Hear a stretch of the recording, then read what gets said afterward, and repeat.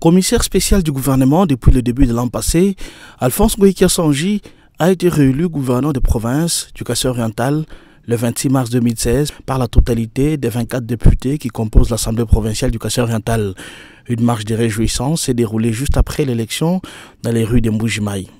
Le gouverneur réélu a entrepris plusieurs activités durant l'année dernière. C'est notamment l'inauguration des centres de santé et maternité dans les territoires de Miabi, plus précisément au village de Luanga et Chilundu, à 60 km de la ville de Mbuji-Mayi.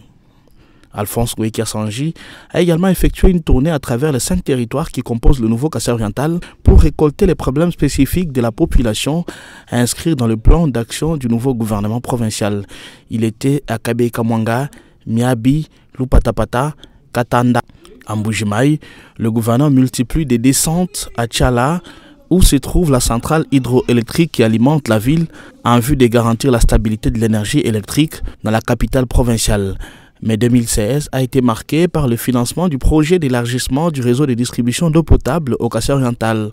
Grâce au management d'Alphonse Ngoïkia Sangui, plus de 50 millions de dollars américains ont été mobilisés auprès de la Banque africaine de développement et de la KfW. Vous allez construire un château d'eau de 3000 m3 surélevé à 13 mètres. À partir de là, vous allez aussi avoir la réhabilitation de la station de repompage SP2 ainsi que la position de 2 antibéliers. Les conduites de refoulement à partir d'ici vont être changées. Donc, on compte plus ou moins 8 km de conduite 500 fonds fertiles vont être posés. Le bâtiment derrière moi aussi va être réhabilité. Question de joie immense. Comme vous le savez, nous venons de commencer notre nouveau mandat. Et c'est un nouveau mandat qui commence avec des grandes réalisations.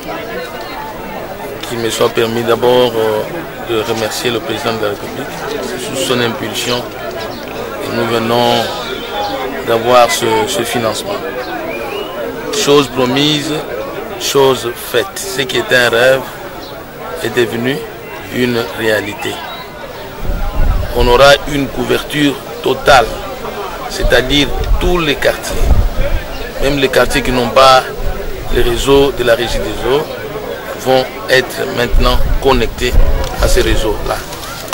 La difficulté de la desserte en eau va cesser d'exister. Alphonse Ngoïkia Sangui a représenté le Kasaï-Oriental à la conférence de gouverneurs tenue au début du mois de juin 2016 à Lubumbashi sous la présidence du chef de l'État Joseph Kabila Kabange. Il a effectué plusieurs missions à Kinshasa aux côtés de ses collègues pour mener l'éternel combat des rétrocessions aux provinces. La population est-kassaïenne l'attendait depuis des années.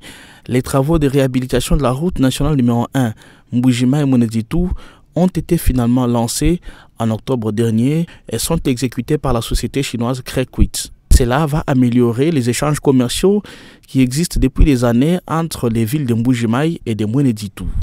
Aujourd'hui, la joie qui est nôtre, elle est grande.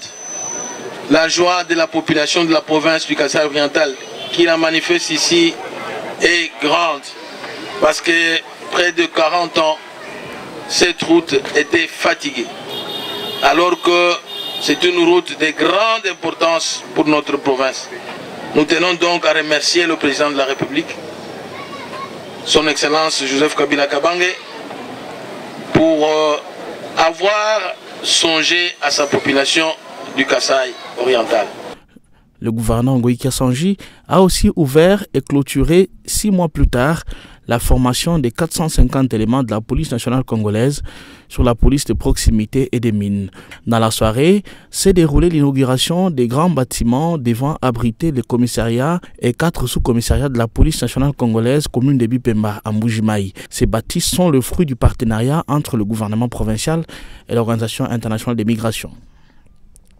L'école primaire Benaka Bongo est dotée d'un nouveau bâtiment moderne équipé en bancs pupitres grâce au partenariat avec la coopération technique belge.